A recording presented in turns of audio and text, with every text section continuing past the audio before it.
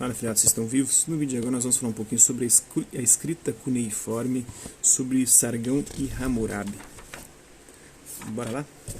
A necessidade de registrar os estoques de alimentos, os impostos recebidos, as transações comerciais efetuadas e também as leis existentes fez com que os sumérios desenvolvessem um dos mais antigos sistemas de escrita do mundo, inventado por volta de 4000 a.C. Inicialmente as anotações eram feitas com haste de bambu em placas de argila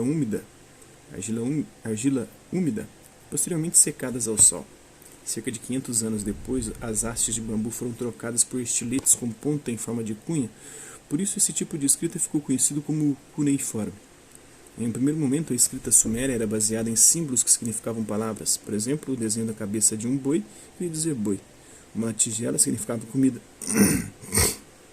Esse tipo de escrita é conhecido como pictográfico. Os sumérios utilizavam cerca de 2000 sinais, mas havia dificuldades para expressar com eles ideias mais abstratas. Pouco a pouco foram introduzidas modificações e os pictogramas passaram a representar sílabas ou sons. Isso permitiu que, por volta de 2500 a.C., o número de pictogramas se reduzisse a 600. A imagem ao lado mostra um tablete de argila com a escrita cuneiforme. Aprender a ler e escrever esse sistema de representação era uma tarefa que exigia vários anos de rigorosos treinamentos. As aulas eram ministradas nas edubas, escolas que funcionavam ao lado dos templos ou do palácio real. Em geral, os escribas eram homens oriundos de famílias de posse e frequentavam as edubas desde o início da juventude. A escrita cuneiforme se espalhou pela Mesopotâmia, chegando mesmo a outras regiões como o Egito e a ilha hoje conhecida como Chipre. O que é um escriba?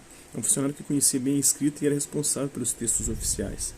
Um tablete com escrita cuneiforme sumeriana do século 21 a.C. ou 20 a.C.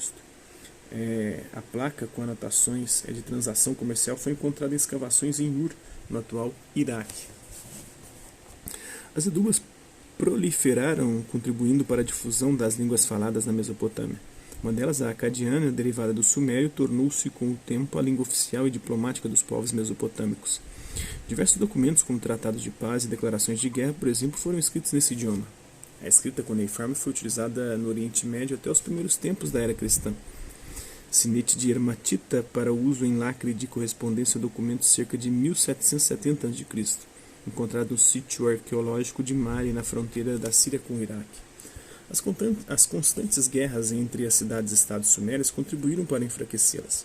Por volta de 2350 a.C., os sumérios foram dominados pelos acadianos, povo que vivia na região central da Mesopotâmia.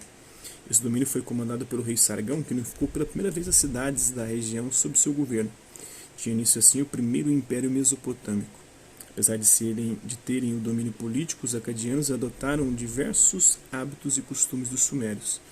Os acadianos aprenderam as técnicas de irrigação, a escrita cuneiforme e passaram a adorar os deuses do povo sumério. Nos séculos que se seguiram, a Mesopotâmia esteve sob o domínio de diferentes povos. Por volta de 1950 a.C., os amoritas se instalaram na região, tendo por capital a cidade da Babilônia. O império, o termo império tem vários sentidos. Neste caso, refere-se a um conjunto de territórios ou povos dominado por outro povo e governado por um único rei, um único soberano. Tem uma máscara mortuária de um governante acadiano, possivelmente o Sargão, feita em bronze entre 2334 a.C. e 2154 a.C., encontrada perto do templo de Ishtar, em Nínive, norte do atual Iraque. Um dos reis amoritas, o Hammurabi, que governou entre 1792 e 1750 a.C., reuniu diversas leis e sentenças existentes em seu território e criou o chamado Código de Hammurabi, um dos mais antigos códigos de leis conhecidos. O Código de Hammurabi abordava temas variados, como questões relativas à propriedade, ao comércio, aos escravos, e estabelecia punições para dívidas e para crimes como roubo e assassinato. As quase 300 leis nele reunidas foram gravadas em pedra e ficavam expostas em um lugar público para que todos pudessem ter acesso a elas. Tem uma estela em basalto negro originário da Babilônia, encontrada em Susa, no atual Irã. No alto do monolito aparece a imagem de Hammurabi em pé diante do deus Sol Shamash.